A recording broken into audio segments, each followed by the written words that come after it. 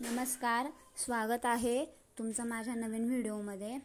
तर आजचा मी सकाळचा व्हिडिओ तो तुम्हाला दाखवलेलाच आहे डेली रुटीनचा। तर आता आज आम्ही संध्याकाळीच असं प्लॅनिंग झालं होतं की सपनाताई बोलल्या आमच्या बाजूच्या तर की चला आपण जाऊया आज पावभाजी खायला।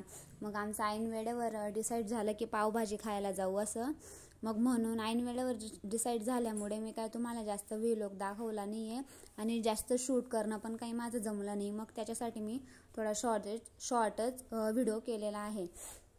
तर हा भार्गव आहे सपनाताई त्यांचा मुलगा। तर हा खूप बोलतो। तर हा आता आलेला आहे आमच्याकडे रेडी होऊन। तर त्याला आनंद खूप झालेला आहे, पण तो चिडचिड पण खूप करतोय म्हणून तो काही व्यवस्थित बोलला नाही। नाहीतर तो त्याच्या मम्मी सोबत त्याची मम्मी व्हिडिओ करते तर एवढा बोलतो, खूपच बोलतो तो। तर मग आता आम्ही तयारी वगैरे झालेली आहे, म्हटलं चला जाऊया आज पावभाजी खायला बाहेर। तर मग आम्ही आता जातोय पावभाजी खायला। आमची तयारी पण झालेली आहे आणि आता मिस्टर रेडी होत आहे। ते बोलले की थांबा 10-1 मिनिटं मग जाऊ म्हणे। आणि सपनाताई ते पण रेडी होत होते। मग त्या बोलल्या की जोपर्यंत मी रेडी होते तुम्ही भार्गवला सांभाळा असं। मग मी आणलेला आहे भार्गवला आणि भार्गव हा खूप चिडचिड पण करतोय, तो काही थांबत नव्हता व्यवस्थित। मग म्हणून आता आम्ही त्याला आणलेलं होतं।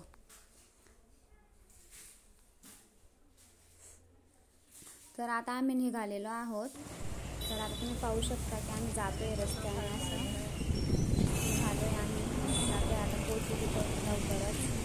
आणि मग पोचल्यानंतर जळगावमध्ये महावीरची जी पावभाजी आहे ती 1 नंबर लागते। तर आम्ही तिथे गेलेलो होतो पावभाजी खायला, कारण काही जास्त भूक नव्हती म्हणून थोडा हलकं फुलकंच खाऊया असं डिसाईड झालेलं होतं। मग आम्ही जातो महावीरची पावभाजी खायला। आता आम्ही तिथे पोचलोय, पाहू शकता तुम्ही पावभाजी।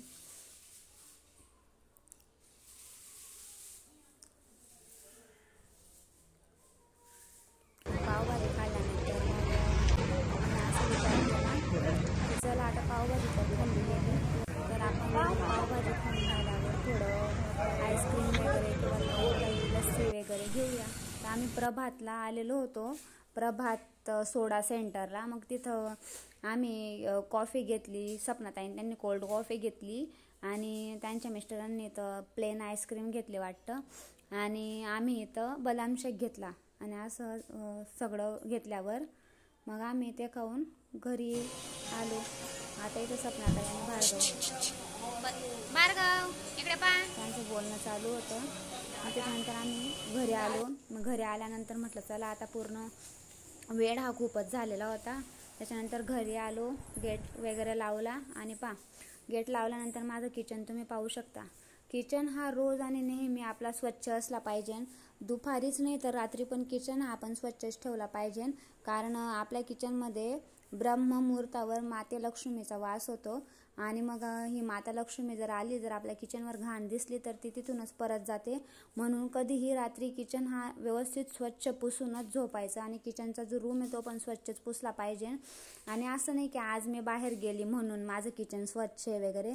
तर मी तुम्हाला एक दिवस संध्याकाळचा व्लॉग दाखवणारच आहे, तर त्याच्यामध्ये मी तुम्हाला नक्की सांगेल। चला फ्रेंड्स, बाय, गुड नाईट।